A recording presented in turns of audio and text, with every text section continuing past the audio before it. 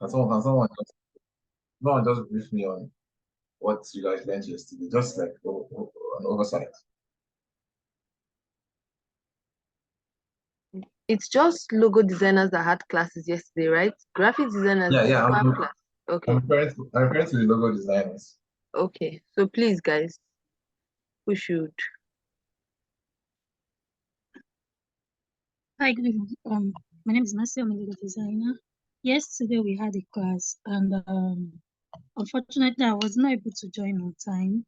But for the time that I was in the class, we talked about types of logo, and she gave examples of different kind of logos, emblem logos, and we talked generally on it, though. But I didn't join on time. But the topic was types of logo. Okay. Can someone give me the types of logo that they know?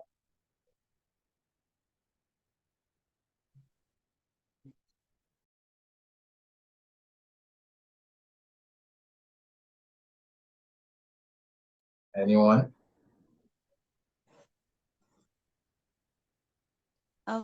We have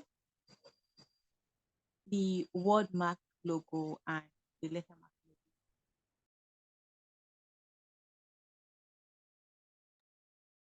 Sorry, I didn't hear you. You went off for what?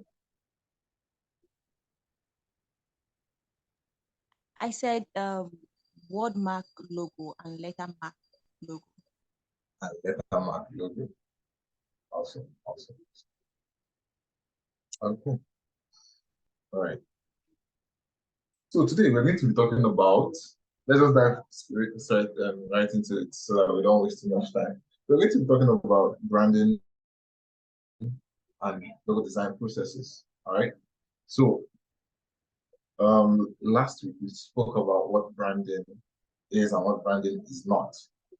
So this week we're going to be seeing how to apply those processes. So before I start, I wanted to run through what a logo is. But unfortunately, you guys have done it. But I'll still show you guys some things about what a logo is before we now go into the branding process. I feel like it's important that we all know what a good logo is. The three things or the four things that make up a good logo.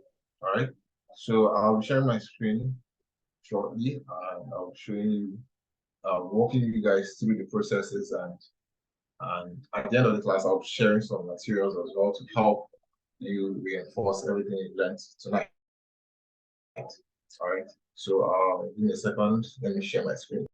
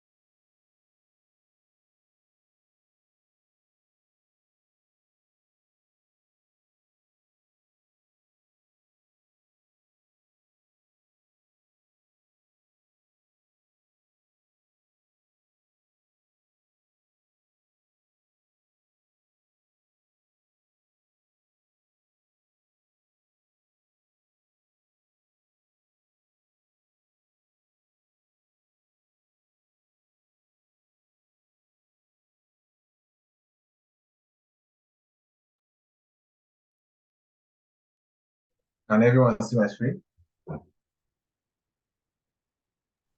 Yes, sir. Okay. So yeah. So as I said earlier, we're going to talking about brand and logo design processes. But before we dive into that, we're going to be talking about. We're going to be starting with what a logo, the three main criteria that make up a logo and other forms. So that if they are, as you guys said, you guys have learned about different types of logos. So I'm going to be skipping some of those parts so that we can, try and finish up early tonight and, go and do any other stuff. So at the end, I would want to give you guys an assignment. So I've heard that you guys are still yet to learn how to use the tools to design. So maybe my assignment will come after that. Yeah. So what we'll cover this night is what makes a good logo, different types of logo, the brand design process from concept to final result. Then I will just give a little bit honorable mention to what brand strategy is. So yeah, let's proceed. So again, explanations will be plenty with visuals. So embrace yourself. Let me introduce myself. My name is Richmond. I'm a Timothy. I'm senior designer. Yeah, let's play the air again. Again, a brand is not a logo. Please let this be your mantra. Right? So on to the next. So to the next question, what makes a good logo? So I'm taking us back, but I feel like I have to give this context before I start diving into the process of designing a brand or designing a logo. So let's start with what makes a good logo. So according to Sagi Haviv, there are three things that makes a good logo. I don't know whether you guys know who Sagi Haviv is. Sagi Haviv is a huge logo designer. He's the third partner at Shamayev and Haviv. It's a design agency based in Europe.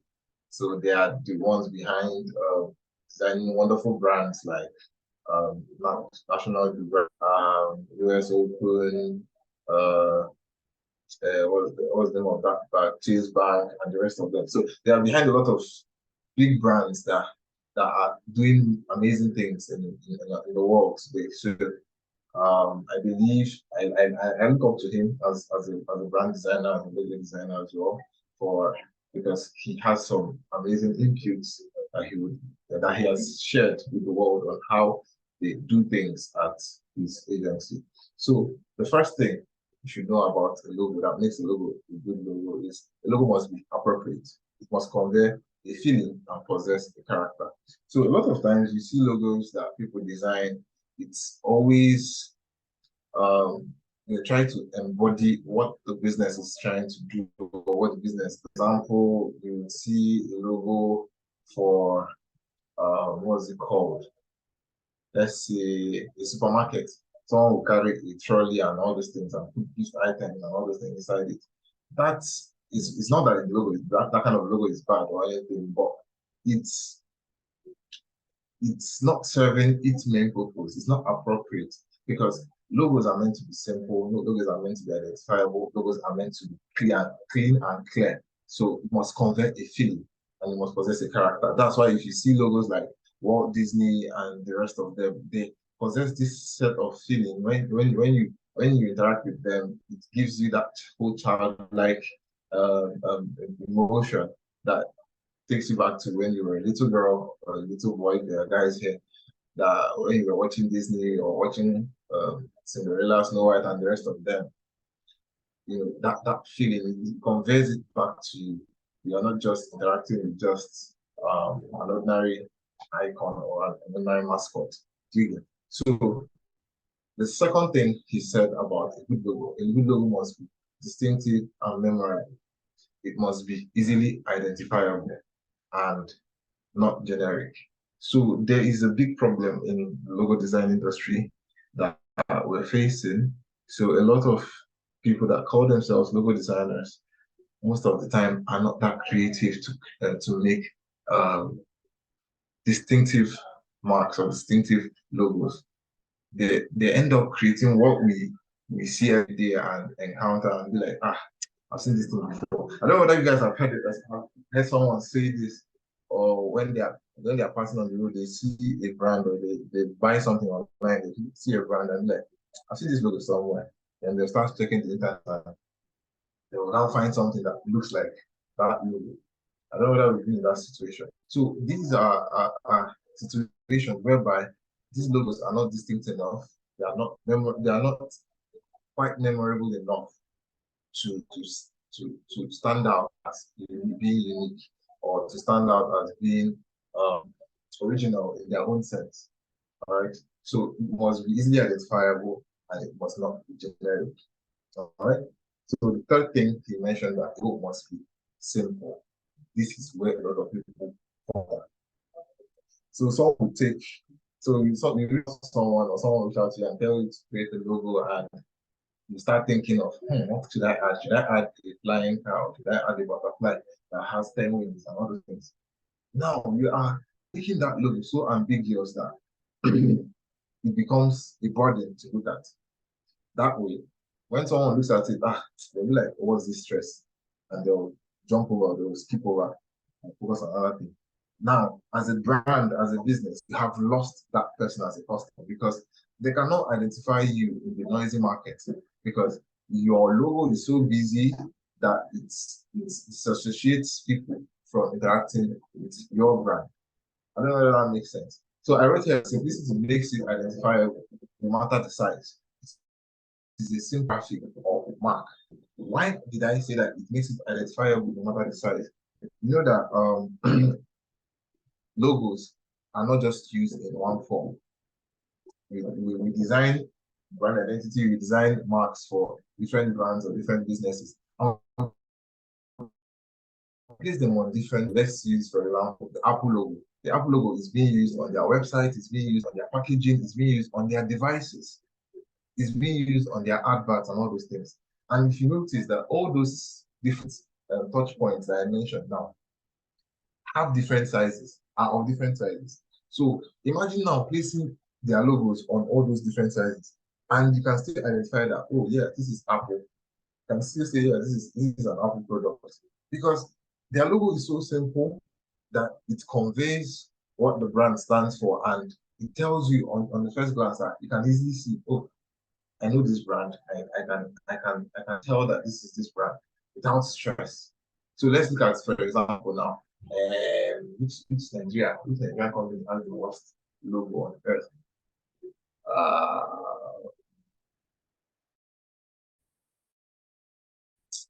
Okay. Okay, let's say the previous NNPC logo before they changed to the whatever that they did now. Because NNPC logo had something like an oil rig with the gear icon inside and all those things. Imagine shrinking that logo and putting it on your bag or on a bag or on a water bottle or on a business card. Do you think you will still identify that logo as NNPC? So imagine we have other logos that look like NNPC. You can mistakenly identify it as another brand or another business because these are the things that they noticed that made them to rebrand.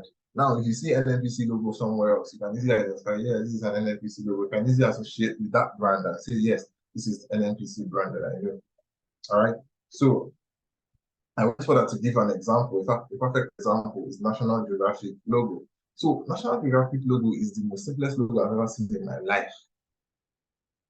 It's the most simplest logo I've ever seen in my life. What it does is what the logo represents is way deeper than what people see. For example, the logo is just a simple rectangle with a yellow color, then with the text on the side. A lot of people will see this and be like, kind of lazy designer is this, and why would you do this kind of thing? But you would forget that there are three things that the people that designed this logo considered. They considered its simplicity, whether it's appropriate for the brand, and whether it's distinctive and memorable.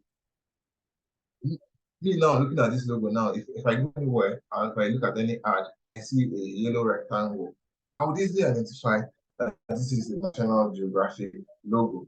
And I can easily identify with the brand and be like, yes, this is what these guys do. I know them to be a nature channel. So these guys that made this logo went further to explain how this logo can be applied into their other forms of presentation. So moving forward to this is a magazine they created. So they are portraying that they will show you the world through a door or a window. So imagine seeing something like this as an advert. You can easily tell that, oh yeah, this is National Geographic. And now they are trying to showcase a message. They're trying to pass a message to you. Now, if you look at the magazine cover now, they're talking about plastic. Now they're showing you, or they're trying to tell you a story about how plastics and nylons and all this stuff are affecting our planet.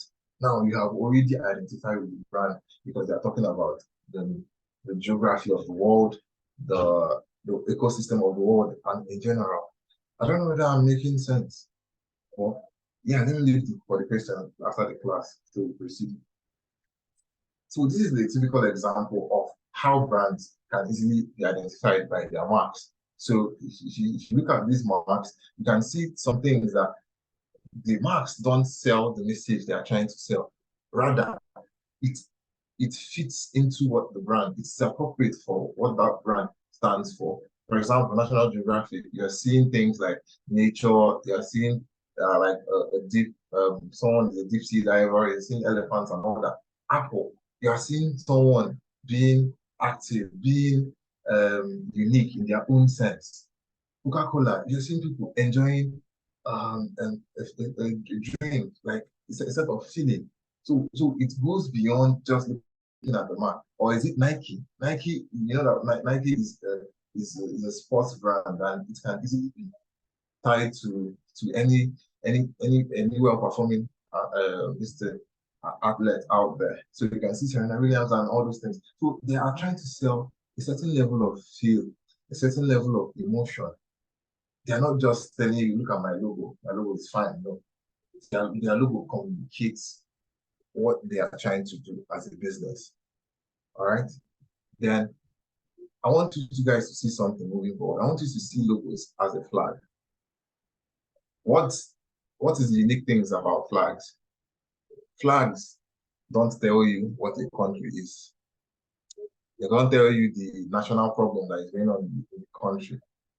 All they just do is they give you a sense of feeling for you to, whenever you see such a flag, whenever you see a flag of a country, you can identify with that flag, you can identify with a certain level of feeling with that flag. For example, now, if you look at flag of UK and all these things, if you look at the flag of UK now, what would you think? Some people say Japan. You see something like it, you start thinking of Japan and all those things. And if you look at something like Brazil now, you think of the beach life, or the beach vibe, and all the whole livelihood of Brazil. Do you get? It doesn't tell you. Flags doesn't tell you anything about the country, but it's appropriate and it is appropriate and distinct from others and simple. Over the years, they have given us feelings and associations. Sorry about the typo. I was trying to prepare the slide and all those things. So I want you guys to start seeing logos as this type of start seeing logos as flags. All right. So let's move. So outside the three points that can help you identify what a logo is, there's one more thing that a lot of people miss out, which is originality. So what is that originality?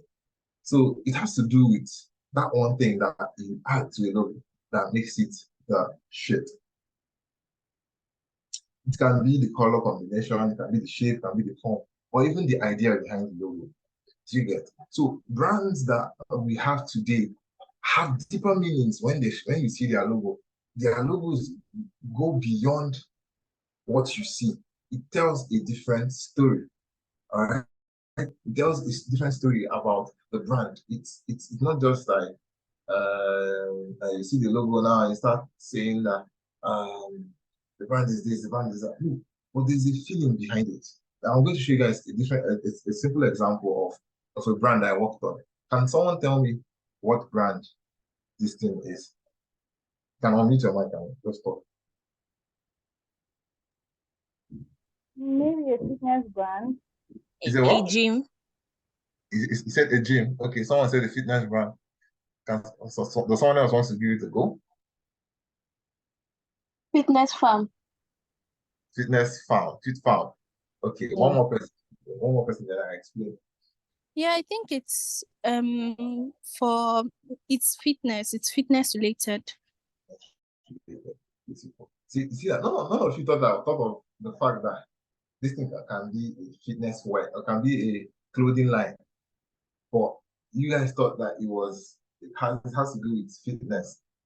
Do you get? Because there's fit study and because there's fit in the name.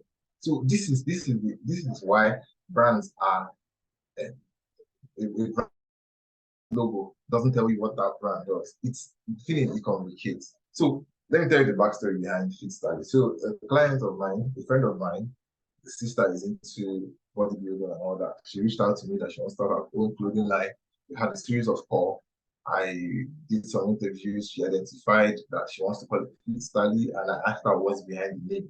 So she said it's like a nickname that she got while she was still in school and all that thing. They used to call her the Stallion. Like she has amazing endurance and all this. They used to call her the Stallion and all this. I said, okay, it makes sense. So when I went back to do my mind mapping, I started picking out the different points. Sorry guys, I say this. I misplaced where I did the entire research on this brand. I am so sorry. I would have loved to present the idea from beginning to the end, but I misplaced it all. It's not my fault. I moved around a lot when I was working on the brand, so I misplaced a lot. So back to the story. During the process, I did a lot of mind mapping to identify what unique features does the Stallion have. I started doing my mind associated with a Stallion, associated with fitness, agility, boldness, agile. I put a lot of words that give me a sense of direction that, yeah, I have to tilt towards the direction. At the end of the day, we're able to create this remarkable brand that talks about fitness and fitness wears, because their major focus was to create different apparels for different body sizes. A lot of plus size people find it difficult to find fitness wears in the market that would size them and make them feel comfortable about them. But the goal behind the brand, Fit Study, was to help them achieve that. So we now went further to sell this through a form of messaging. Remember, I mentioned something, the 3 things that make a good logo. It must be simple, it must be distinctive and memorable, and it must be appropriate. So look at all this. Look at all the people that use the form of imagery. How many of them look like a horse? One of them looks like a horse, but it conveys the feeling. What does it convey? It conveys comfort while working out. That's the feeling when you look at Fit Study. You can check out their brand on IG. Search for Fit Study. You see a lot of promotions that they're doing. People that are wearing their brands. You see different body sizes that are wearing their brand, and you see how comfortable they are. So that is the feeling that we have communicated as a brand to these people. Now we're no longer just looking at logos. Now we're looking at what is the final result. All right. So moving forward, the different types of logo. You guys have mentioned it already. So I'll just simplify it for you guys. So there are 2 types of logos. There's logo type and symbol. Every other thing that people are saying is categorized either into a logo type, into a symbol. Logo types their logos are simply written in words. Symbol logos is just a combination of symbol and a word mark. Simple.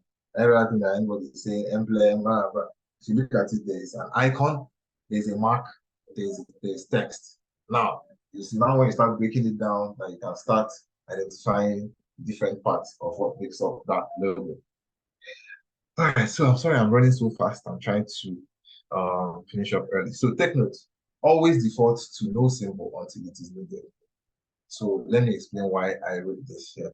So a lot of times, someone needs us to design a brand identity to build their brand for us. A lot of us will start thinking, the logo should have an icon. It should have a symbol that represents the brand. I'm telling you today that it's not all brands that need a symbol. It's not all brands that need a symbol until otherwise. But in most cases, brands that need symbols are brands that the names are too long that you cannot, use text to represent it. So you can now find a befitting symbol that can be attached to them. So that way you can convey a message or as I was saying, a feeling with the symbol and also the name to solidify what that symbol means. Does that make sense? All right. Moving forward. So now to the main show, the brand design process. the brand design process. So this is what brought us here tonight. I tried my best to prepare my slides. Unfortunately, I was not able to finish it up, but I would show you guys some things as when we get towards the parts that I wasn't able to finish up. All right. So to add more context, these are the necessary steps needed to build a brand. Every single step must be taken serious to set up a tone for the brand's identity and life. Please, this thing I wrote here is very, very, very, very, very, very important while building a brand. Every single thing, every single step that I have written here should be taken serious. If you decide to miss one simple step, whatever the brand turns out to be, glory be to God. But these are steps that I have tested, other people have tested, and it works. And it is the standard in most agent businesses. All right. So the first step is defining the brand. As I mentioned last week, defining the brand is when you have a deep dive into with your client and to understand your client needs. So defining the brand involves a lot of meetings, it involves a lot of inquiry, it involves a lot of research and a lot of questioning. So typically, what the exercises that you are expected to carry out in the process of defining the brand is you send out, the first step is you send out an inquiry form. I'll show you guys a typical example of an inquiry form that I use. So that inquiry form contains different questions that you would normally ask your clients, but now we are breaking it into different stages. So your client will give you a routine of what they are expecting, what their pain points are, in the schedule they have seen and the schedule they have not yet seen, and all those things. So after they are done with this inquiry form, they will send it back to you, of which you now move to the second step, which is discovery session. The purpose of this discovery session is for you to now verbally ask your clients what their pain points are. Now, you are now connecting to them on a personal level.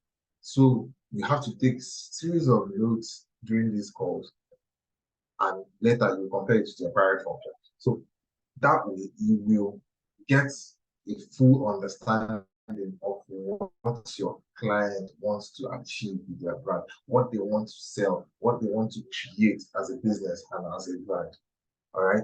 This discovery session shouldn't be taken as a joke. You should do it with all your life. During the discovery session, if you miss out on anything, set another discovery session. It can happen as multiple times, as much times as you want. But don't make it start seeming like you're giving a client clue that you don't know what you're doing. So that they will not fire you on the spot then. All right. So the next step, which is project proposal. So what this project proposal does is it helps you set a tone of how you are going to be approaching your project, the entire branding project.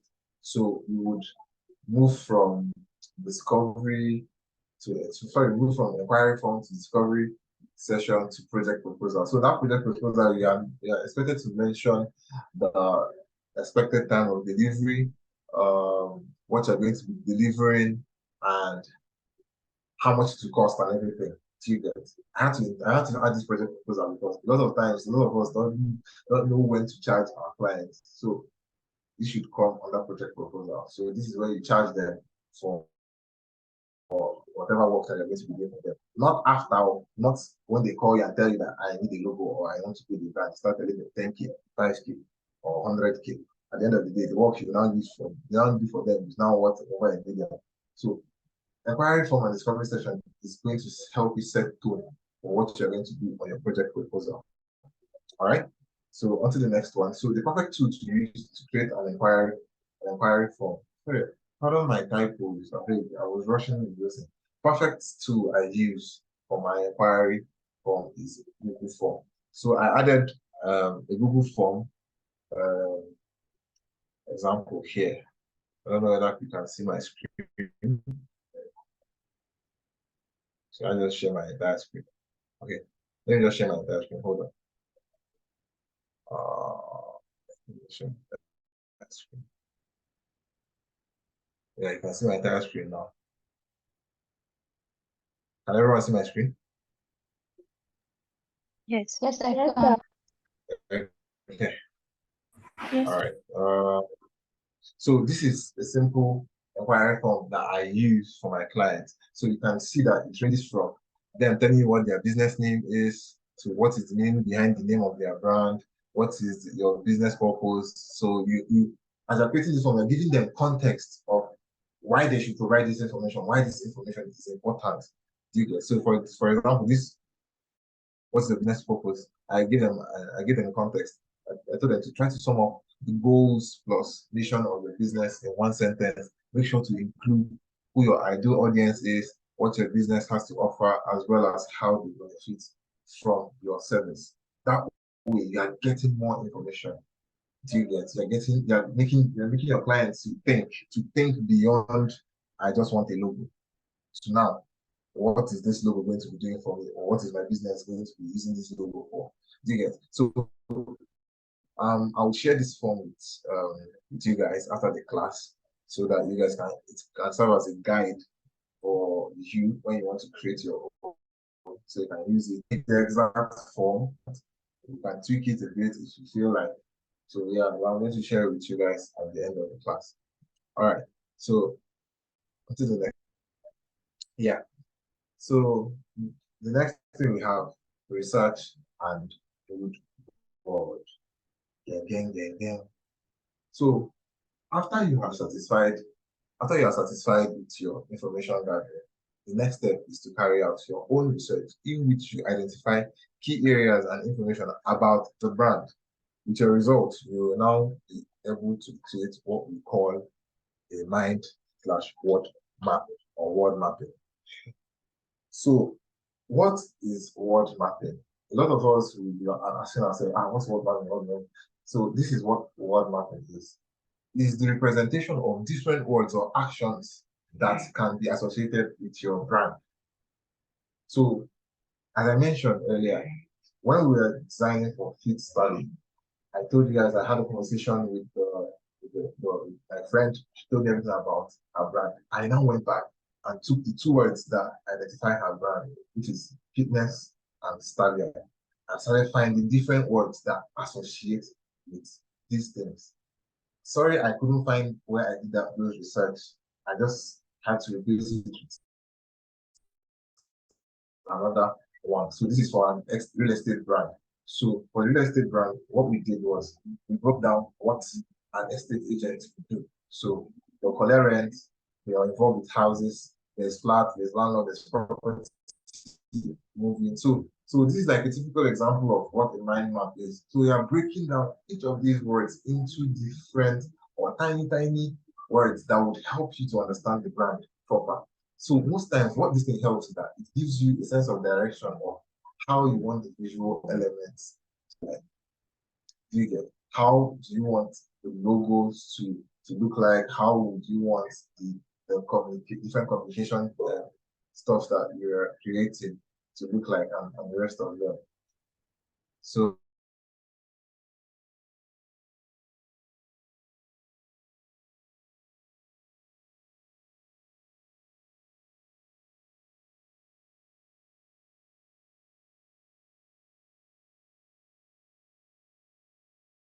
part of the second step. Remember, I said this. Then the first step is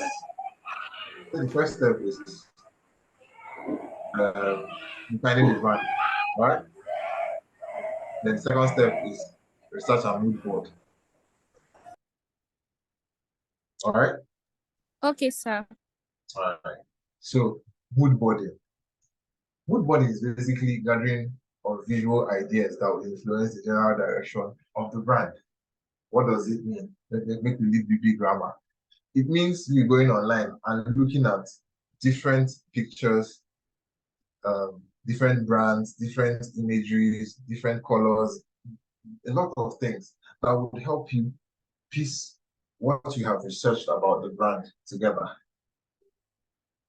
All right. So basically, what it is, as I said, you look at existing brands, images, logos, colors, etc. This is the guide This is to guide the client on how you interpreted their pain point and present it with visual cues. So this is when you have fully immersed yourself into what the mind mapping is, and you've gotten the different points that different points that you have picked from the mind mapping. Because if you during the mind mapping, you will see some words that properly help you to identify the brand. Do you get? So you can pick those points, or you can use all of them and get a mood board. So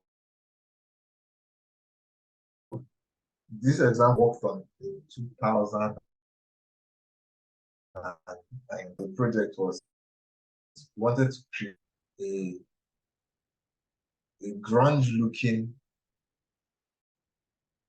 So what did we do? I and my team, Ifunanya is back then, so she knows about this, and she's on the call. She knows about this research. So what we're trying to do is we're trying to communicate, or we're trying to identify how we can create a unique symbol and visual representation of a modern beer brand.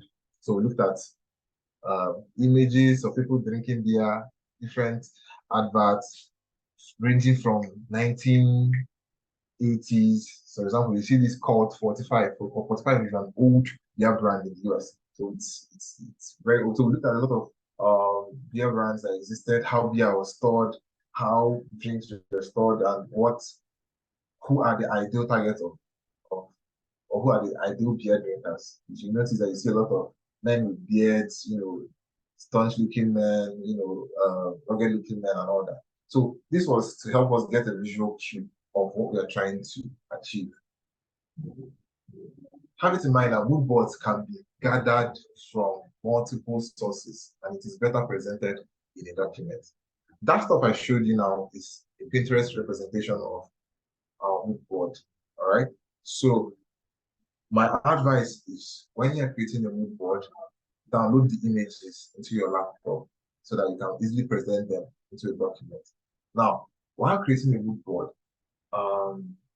ideally, it's advisable, or it's advised that you create 2 mood boards.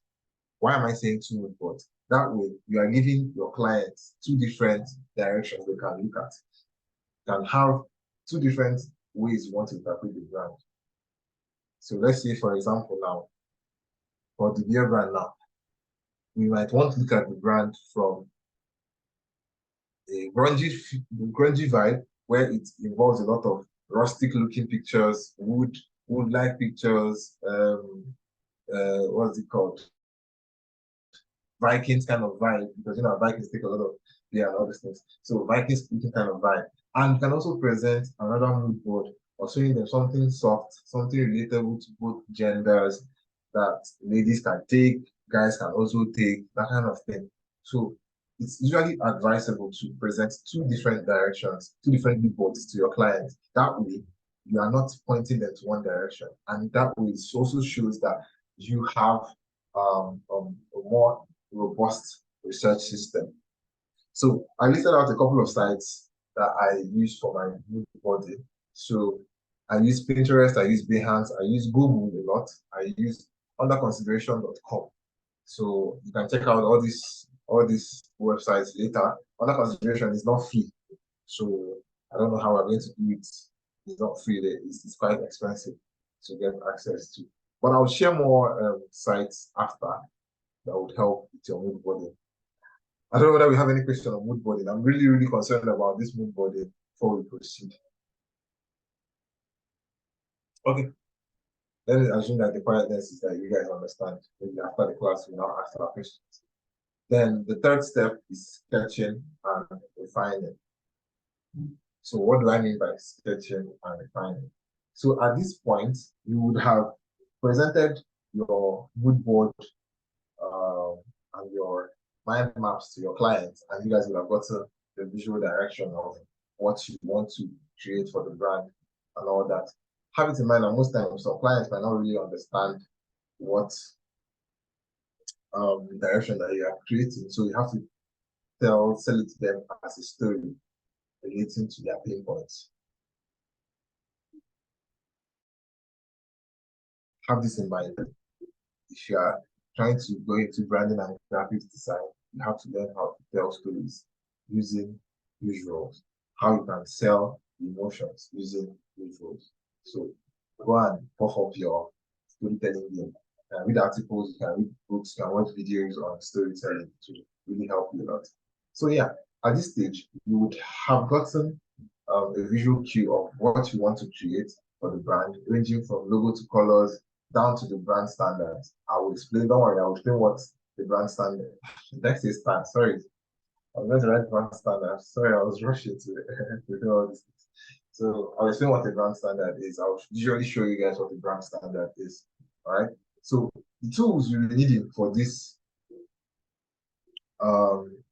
sketching phase is you need a pencil, you need a sketch pad, you need an eraser, and you need your imagination. These are the 4 major tools that you need during sketching. These are the 4 important tools. Leave computer first. Don't jump into your computer yet. So do these things on paper. What happened? Oh no, sorry. Let me check my slide. What happened? Ah, let's say hi. Why is not showing anything?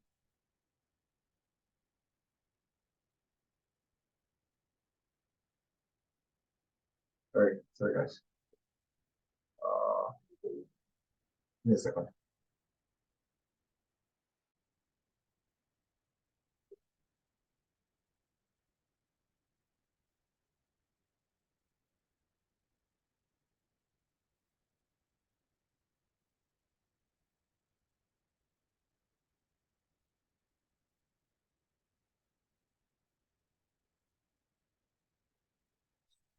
All right. We're back. We're back. We're back. We're back. We're back. Can everyone see my screen? Yes, sir. All right. So this is the most crucial part of the branding process. It involves a lot of graphics designing. Here the branding is fully expressed, capture different touch points and how it's oh shit, sorry. This is meant for something else. This is not meant for this guy. This is meant to be here. Sorry. This is what I wanted to show you guys.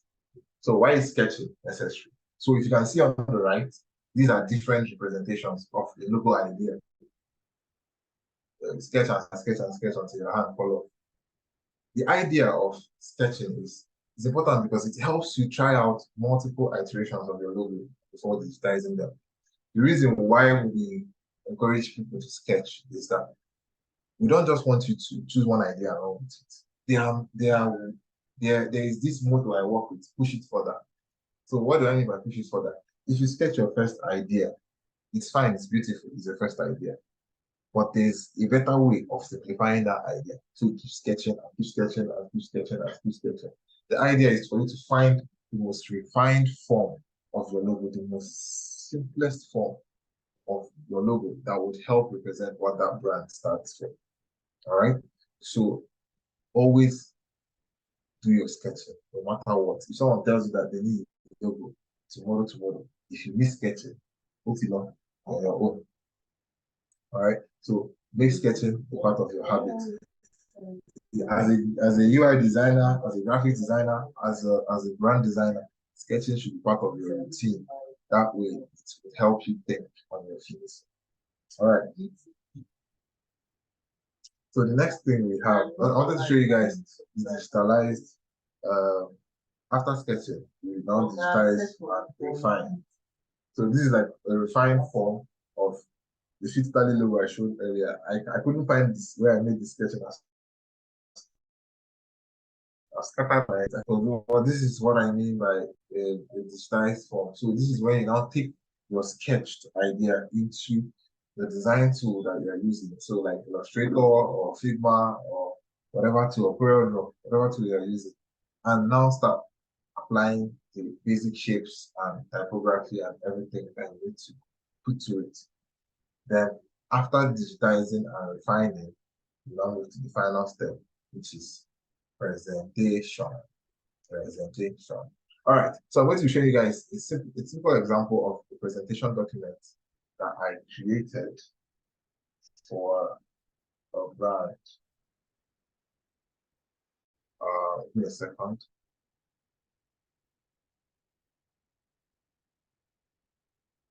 So yeah, so this is, can you see my screen?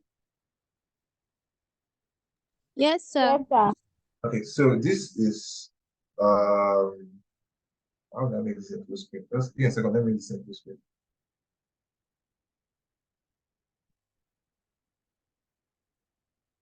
Where is Jesus? Ah, these guys update this year to even start finding things difficult. Right. Yes. So this is a presentation document of how I presented everything I talked about and everything, all my findings. So in this presentation phase, it involves a lot of graphics design. Now, as a graphics designer, this is where you now play your role. So what are you expected to do as a graphic designer here? So we are going to be taking everything that has been created and presenting it in different mockups. I'll show you guys what a typical example of a mockup is. So let's proceed. So this is the presentation I created for Stanley. So this was what this was when I was presenting the logo to the client. You know, I've done my discovery phase. I've done my mind mapping and what's it called, the body presentation with them, and we have finalized on the direction. So after the whole creation, this is what I presented to them. So I told them, I give a simple explanation because this presentation would need you to explain the different ideas. So if you can see, I mentioned the keywords that I found during my mind mapping, which is boldness, dominance, strength, and agility. These are the 4 keywords that stood out for me when I did my mind mapping. So I explained this to them. I told them our logo sits at the core of our brand. It shows all the attributes we represent, capturing boldness, dominance, strength, and agility, all found in a stallion. Do you get? So I now showed them this is the logo and why their logo is unique. So I told them it's a unique bold sign of the Sweet Stallion brand, which just represents the brand with the stallion icon to reinforce the characteristics of the stallion to boost our consumers' morale and make them feel good while wearing our brand.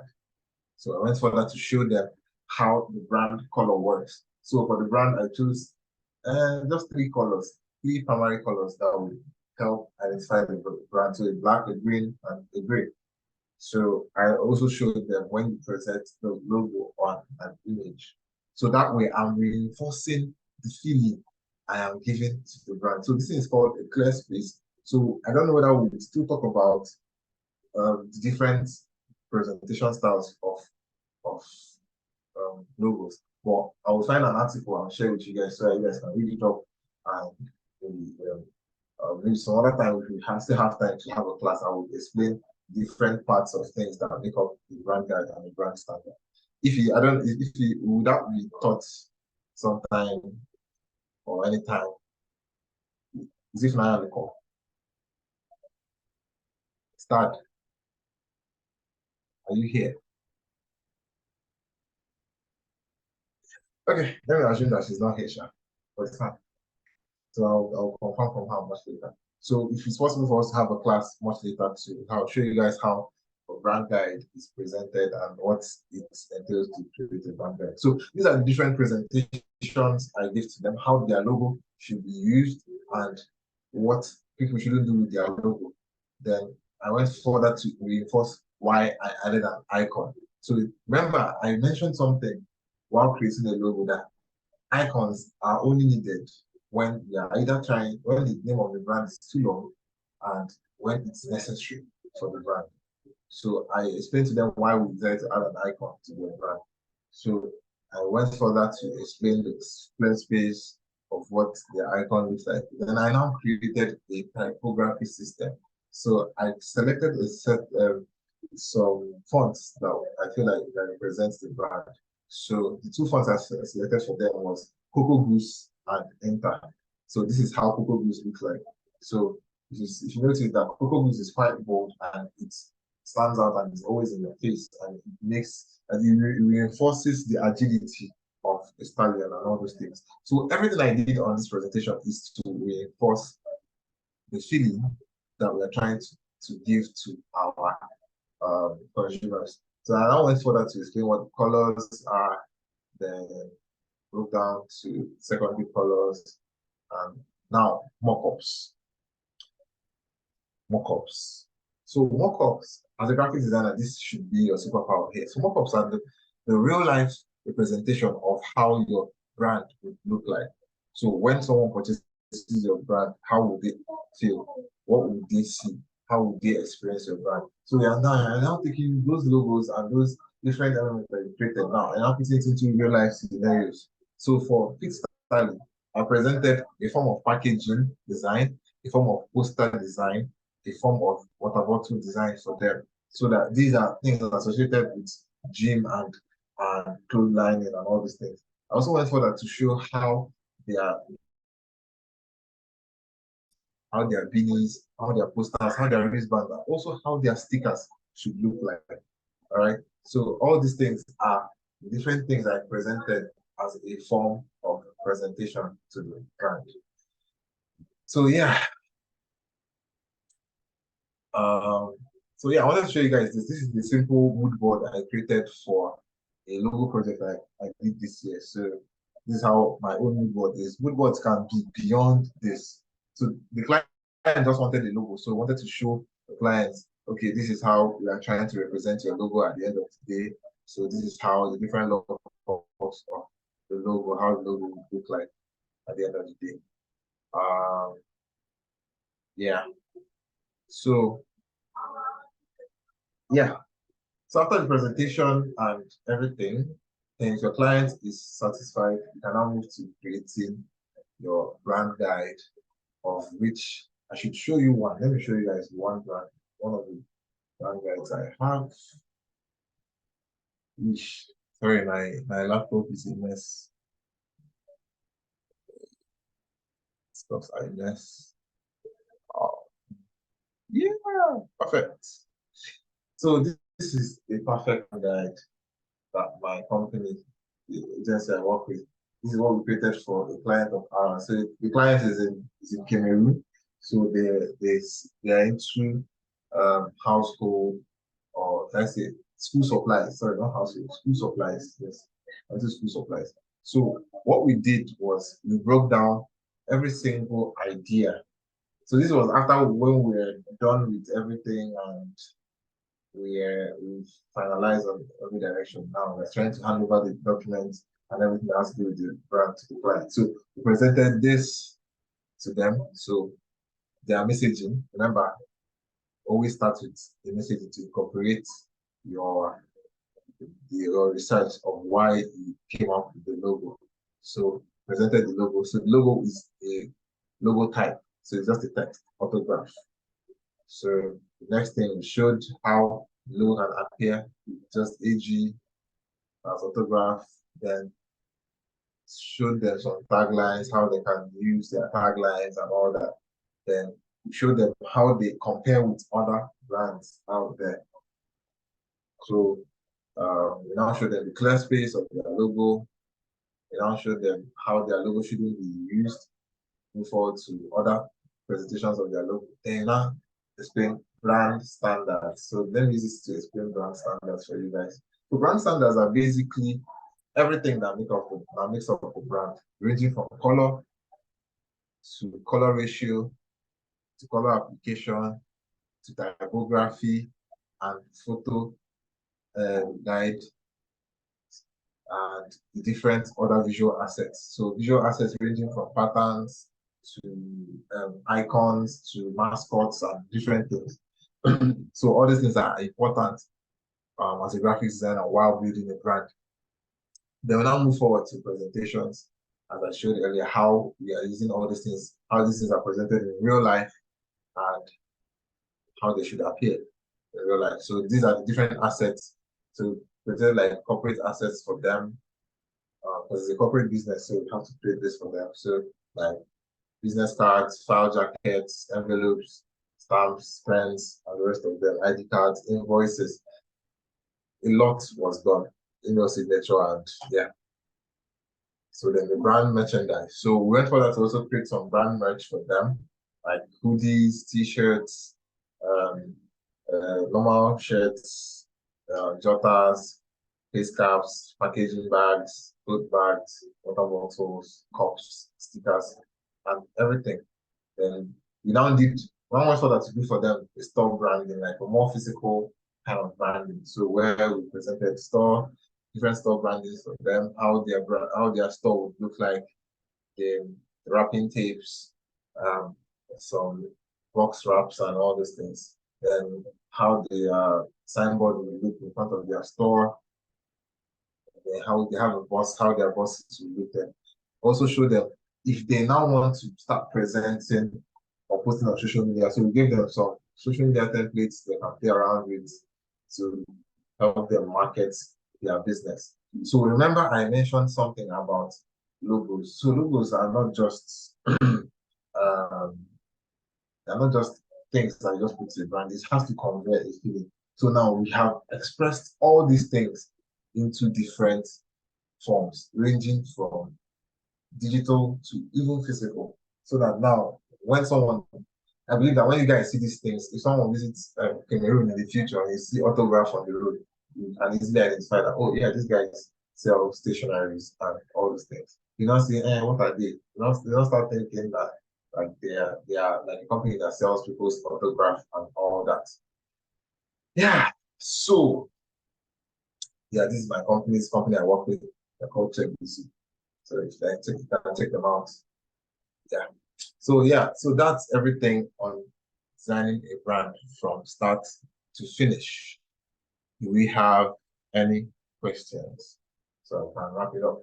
Wrap it up, wrap it up, wrap it up.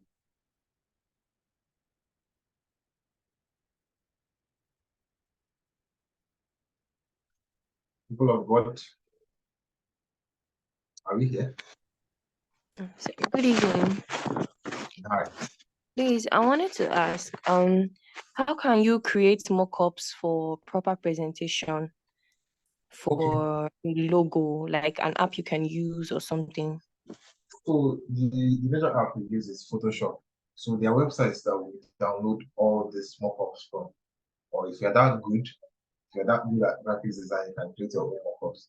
So for ease of use, there are websites you can download prepared mock-ups for. So for example, if you want to present outdoor, you can check out Nigerian Mockups. So NigerianMockups.com, they have different city layouts in Nigeria, Lagos, Ibadan, and all those places that you can use to present your posters, your banners, and all those things. So some of those street poles that you saw were mock-ups that we got from Nigerian Mockups.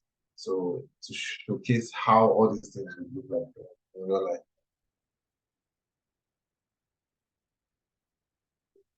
Does that answer your question?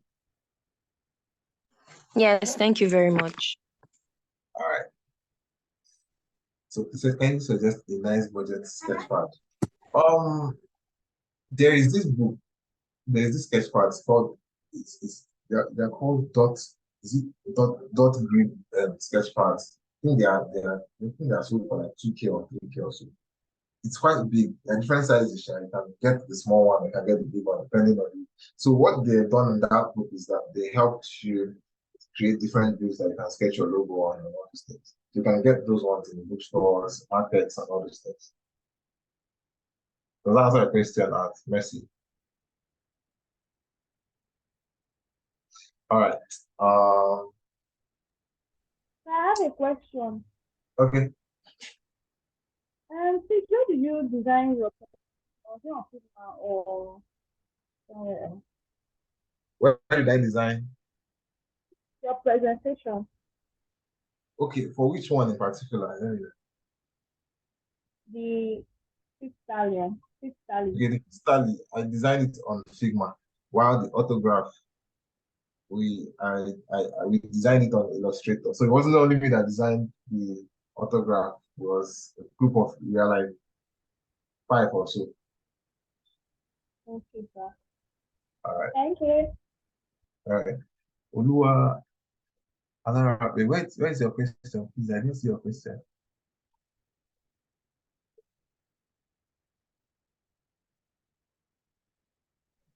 Sorry, good evening. Can you hear me? Yeah, I can hear you. So have you sent the question or shall I read it out? So you're asking, will I show a process of designing this on the software? Yeah. Yeah. So that's not the purpose of this. So I think it's the next class that they'll teach you guys how to use the software to design the logo. That's why I said I wanted to give you guys an assignment, but I can't give you guys an assignment now until after that class. Okay, thank you very much, sir. So see more questions. Sorry, I was asking what tool can we use, like a very budget sketch pad. I didn't get your response. So I said, Yes. so they are called dot grid sketch pads. Please kindly type it. I'm sorry. Thank you. Dot grid sketch pads.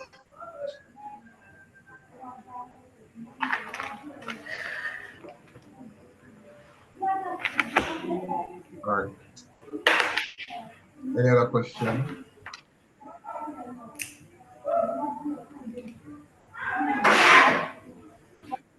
All of you can want to speak, but they can't speak. I can just make background noise. So if that's the last question, so I would say shout out to the greatest designer ever, which are you guys. I really appreciate it. Sir, I have a question, sir. Oh, okay. Why are you guys quiet now? No, I wanted you to finish talking to the other person, but then I wanted to ask that we talked about that using a symbol should be like the last thing we opt for while trying to design a logo.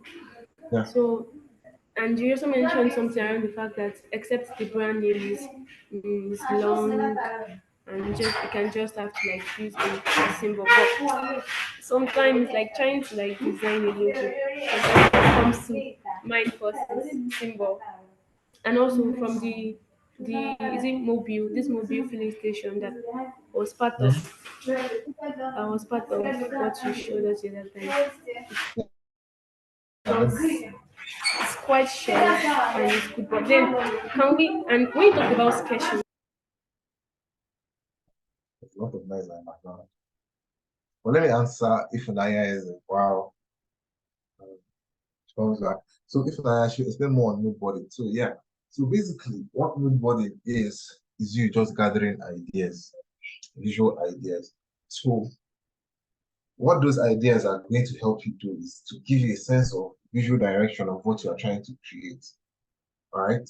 So what it means is that you can now look at different things, pictures, images, let's say pictures and images, pictures, colors, typographies, logos, anything that you feel that would inspire you to build, to help you, or to be channeled into building that brand. All right. So I also mentioned that it's advisable for you to present 2 mood boards to your clients.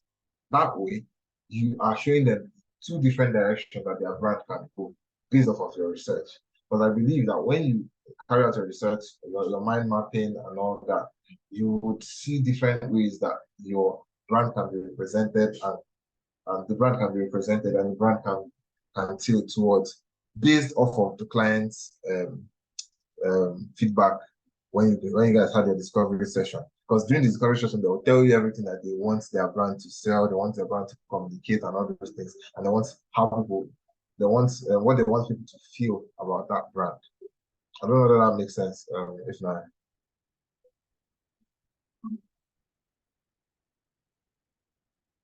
yeah. All right. Odi, your hand is up. Please let your hand not break. Can you ask your question?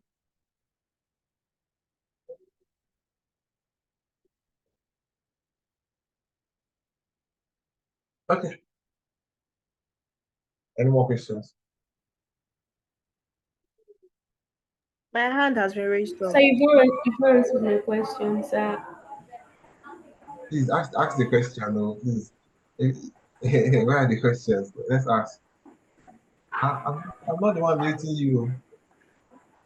Okay, can I ask my question now? Yeah, sure. Okay, I must say that the presentation from the last logo, the one in the autograph was so good. The only Mhm. question I have is that are we going to be taught how to use all of this software? I know that yes, we are at beginner level and you are like pro level and all that, right? Yeah. But I believe that my question simply is that we're going to be taught how to use Photoshop, Illustrator. I know it's a lot to get the hang of, but at least we will be taught at least to some extent. Yes, they'll teach you guys. So I think the next class is I think it's tools, using the All tools. right. Thank you. Oh, Audie, I can't unmute you. Sorry, I'm not I don't have the admin access. You can just type your question in the comment section. So how can I create a mood board? I mean, aside from all of the things you mentioned, is there a particular process as to which one should come first or not? Well, there's no process in creating a mood board. Yeah. So mood boards are basically ideas that you see online. So you can be walking on the road and you see something that would inspire your what you're trying to work on or for a brand. You can take a picture of it on your phone. You can be scrolling through social media and see something, screenshot. So these are the things that build up your mood board. As the name states, mood board. It should inspire the mood of the design, the mood of the direction that you're trying to go with. I don't know whether that understands that. There's no principle for mood boarding. Okay, so Peace Chidema asked, must one be a skilled artist to be able to sketch? No, my dear, you don't need to be a skilled artist. I believe that when we are little, we used to do something with our um, class notebooks. When we take it home, we now go to the back and start drawing at the back. So you know all this sketching is just to help you scribble and help you to get the perfect form for your logo. You don't need to draw it so it to be so pixel perfect that when you just put it into your tool, you start no. You can draw it so to give you the base idea of what you're trying to create. Then when you now take it into the tool that you're using, it will now be easier for you to sketch it out on the tool. Because now you've already understood that yes, I have to do this, I have to do that, I have to do this. I don't know that answers that. Okay. All right. I'm coming. I'm coming, Princess. Just give me a second. Let's answer. So please, is there any tips you can give someone who doesn't know how to sketch? Okay, so this is one tip that helps me um while sketching. I always start with doodling. I don't know if you understand what doodling is. So doodling is when you are not trying to be so perfect with what you're drawing. You're just drawing an idea that came to your head. So doodling would help you that when you start, you're just moving things around, just moving your pencil on paper, trying to flesh out that idea in your mind. All right. So that way, when you do for the first time, do the second time, do the third time, it becomes a part of you. That when you now come to sketches, you can just doodle and move to digitization. So that doodling will just help you to just keep refining the ideas that you have in your mind. That's why I said I wish I still had some of my sketches. I don't sketch like draw a full-fledged logo like this. Like the example I showed you guys. I doodle. I don't draw full-fledged logos like this. I doodle most of the time. But those doodlings help me get a mental image of the different shapes I need to use, of the different things I need to do. So there is no set in stone tip that I will give you. Just the only thing I will just tell you to do is keep doodling. No matter how stupid it is, just doodle it there. It doesn't have to be perfect. The main thing is that it expresses the idea you have in your mind. Draw it there. All right. So you said, can I talk about brand standard again? So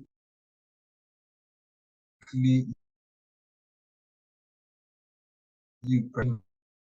that you have designed, like moving from the colors to typography to imagery to visual assets like patterns, icons, and the rest of them, down to mockups. All right. So it's now you taking all these different parts of the things you created for the brand and now start presenting it in a more visual appealing way so that it can now sell or seal the final what's it called idea that you're trying to communicate to your clients so that they will not get confused or start wondering how will this appear in real life. Does that answer the question? Please, about the mock-up, I didn't get what you said about it. So I said mock-ups and download them online unless you're a professional that you've gotten so good that you can create your own. But if you cannot create your own, there are different websites online. So I mentioned one, NigerianMockups.com. So NigerianMockups.com is to help you with outdoor presentations. So if you're thinking of doing stuff on billboards, signposts, and all those things, Nigerian Mockups is a stop for you. And go there, you can see different mock-up ideas there, and download anyone you want and present your designs. Okay, guys. Any other questions so that we can call it a night? Good evening, sir. I was trying to confirm that is it advisable to design logo without using symbols? My dear, it's a good practice to try and design logos without symbols. So when I say without symbols, I don't mean that you should go and download a font and type the brand's name, and call it a logo and give it to the client. No. If you remember, I showed autograph to you guys. Autograph was a typeface that we customized to look into what the client wants. So you don't necessarily need to start adding a symbol. The only time you're expected to add a symbol is either when you're trying to reinforce a particular thing about the brand, a particular name about the brand, a particular message the brand is communicating. Do you get? So that's when you can now start introducing symbols. Or when the name of the brand is too long, you cannot just write it out in one word. You can just add a symbol to it. All right, does that make sense?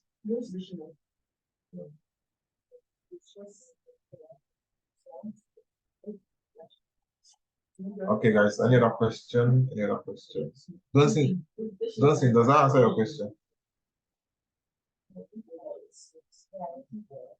Okay. So, if Naya, Yes, sir. Naya, what did you share with us? Please, what do you think about this logo? Can we do this after? Can we do this after the call? So I don't keep every other person busy. Oh, I don't keep every other person waiting. All right.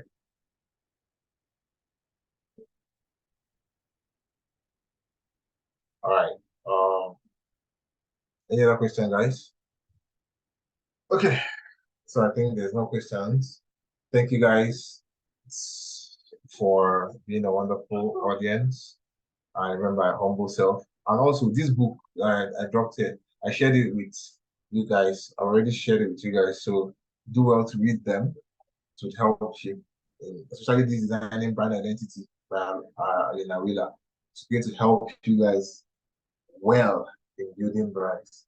So please go through the book. The book is quite hefty. It can be a manual and a guide for you guys. So you guys can see different ways to present your data and all that. All right. Yeah, I was sure I will share it again. Share it. So adios, guys. Thanks for listening. Thank you so much, Richmond. Thank you Sorry, very let me come in here. Thank you very much, Sir Richmond. Thank you for your time. This is another master class. I'm so excited for everything, for the class. I can see a lot of appreciation from different people. I know you've learned a lot, right? I want to know how many of you want. This is not going to determine whether it's going to come next time or not, but how many of you want to come next time? This should not be a trap. But then just drop it on the chat section. Please, like I said, if you learned something in any way, if you want learn something anyway, I've told you guys to appreciate people, go to their DMs, talk about it, tag them, right? So beyond just typing it in Zoom, right? I want to see you guys, show your appreciation as well. It's not by please come back. He has been coming, he came, this is the second time he's coming. How do you know he's enjoying the class? You're enjoying the class. For the books, if you're in the tracks, they're all in the tracks, right? So please, let's, always when we see value, we should always appreciate value, right? So that this is one way, motivate people to keep doing the stuff that they do, right, for us, right? Thank you so much. Richmond, I don't know. You said you wanted to give them an assignment. Yeah, I would. Can you just say their assignment? No, it's to design and it's to brand it's to create a brand. I'll share the brief with you so that you see how it looks. Oh, okay. So what are we expecting from them is for them to walk up to mood board. Do you get? For the sketching, they can practice with the sketching maybe after they have learned how to use the tools. But I want to see how their information gathering and how their interviews would be and all those things. Do you get? Okay. So they can interview me or they can interview you for the brand. I will share what I want them to build as a brand. Do you get? So I want to see how their inspiration and ideation skills are. Okay.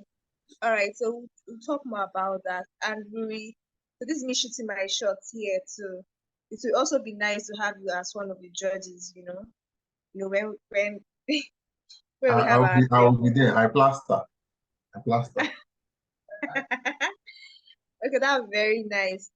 Thank you so much, Richmond. Thank you so much. And I know some of you submitted your assignment. If you're yet to connect with Richmond, it's not you're not doing him a favor, you're doing yourself a favor because before you start signing signature to see Richmond, but that's not knowing him now. I've said my saying. All right, thank you so much, Richmond. Thank you guys. Have a wonderful night. Bye everyone. Bye. All right, so nobody should leave yet because I want to say something. Please, if you are in logo design, I'd like you to raise your hands, please.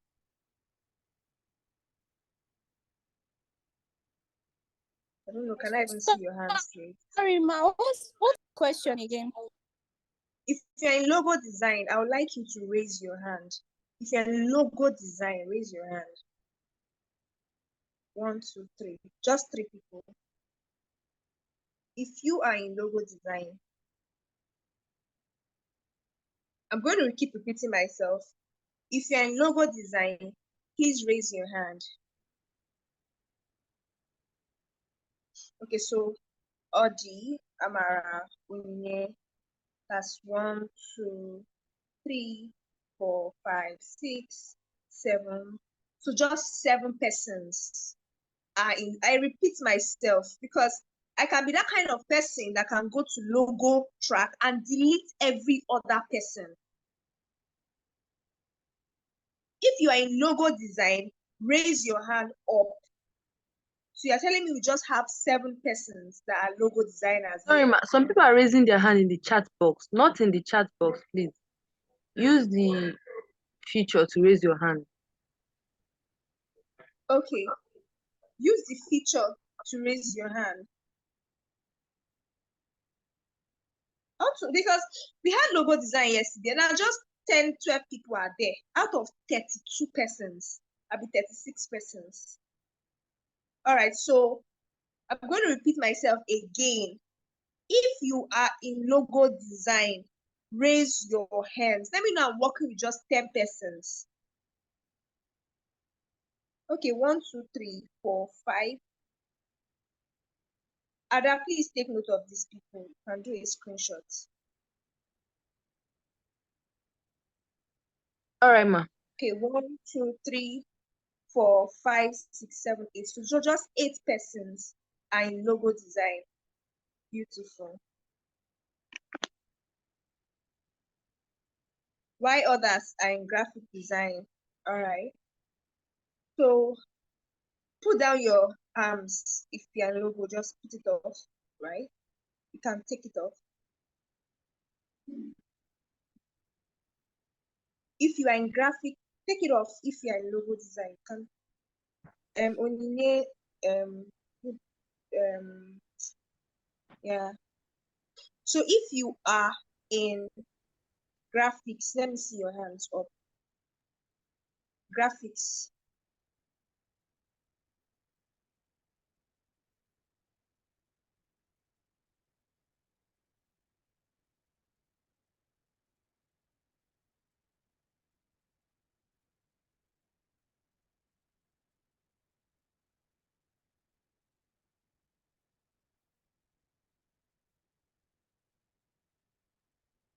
If you're in graphic design, raise your hand.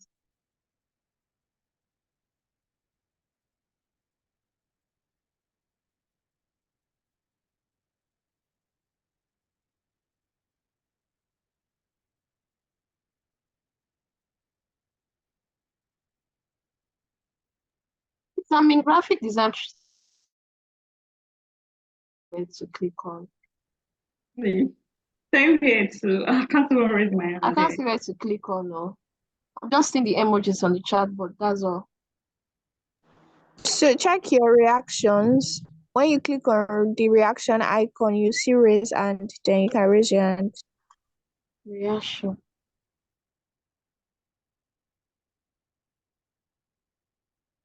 I'm waiting for the remaining persons.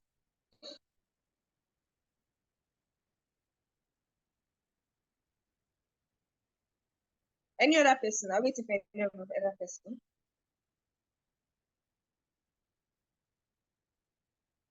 Okay. Ada, please take note of this one so you can do a screenshot. Because I'm in graphic design, I can't see where to raise my hand. I'm still trying to. I can't find my way. Yeah, he knows me. Yes. Okay. All right. You can put down your hand.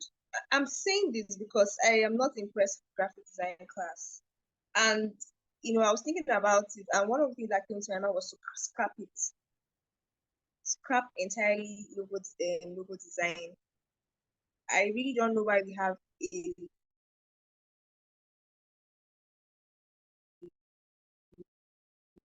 lot of people, call people out there. I can't take my time, try to, persuade people to come and teach, and they come and see just 10 persons. No, we're going to have to think about this. Those people that are here, don't worry, we're not going to leave you out, obviously. We're going to start what we finish. But I'm saying this because I want even the graphic designers to also hear it, because so they don't repeat. Maybe one day they just wake up in the morning and say, I'm not doing it again, and all of that. But it's fine. I hope you guys enjoyed the class. What else? There's gonna be a combined class tomorrow as well, just for the graphic designers, but it also applies to the logo designers because they have to do with colors, right? It's a branding thing and it has to do with colors. So we're going to have color theory, a session on color theory, understanding different colors and when to use them, the color wheel and the rest of them. So same time, 7 p.m. we're going to be having that.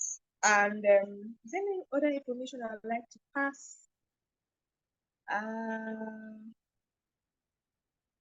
If there's any assignment, let you know on the channel. I think that's it. Thank you all.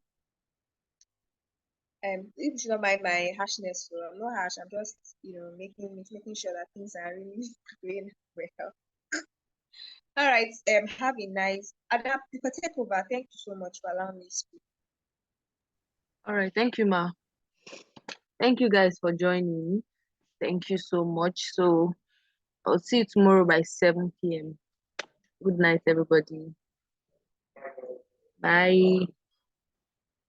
Thank Good Good night, night, ma. ma. Night. Bye. Good night. Good Good night. night. Good night, Night, ma. everybody. Good Good night. night. Good Bye. night. Good night. Night. Good night. Night. Good night, ma. Good night. Good night.